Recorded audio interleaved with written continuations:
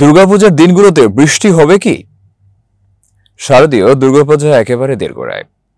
আগামী রোববার মহাষষ্ঠী থেকে শুরু আর ২রা অক্টোবর বিজয়া দশমীতে প্রতিমা বিসর্জনের মাধ্যমে শেষ হবে বাঙালি হিন্দু সম্প্রদায়ের সবচেয়ে বড় এই উৎসব।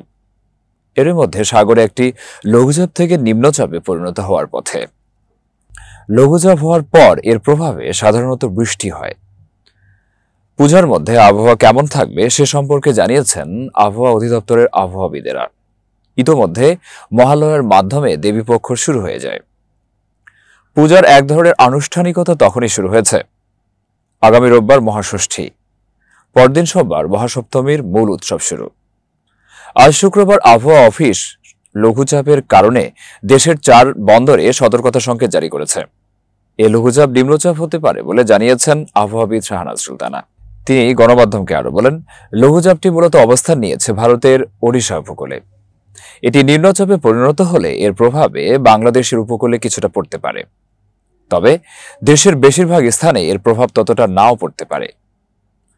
ওড়িশা উপকূলে চলতি মাস এবং গত আগস্ট মাসেও কয়েকটি লঘুচাপ হয়েছে। তবে সেগুলোর প্রভাব তেমন বাংলাদেশের উপকূলে পড়েনি। তবে এবার বিশেষ করে খুলনা ও বরিশাল অঞ্চলে লঘুচাপের প্রভাবে ঝড়ো হাওয়া বইতে পারে।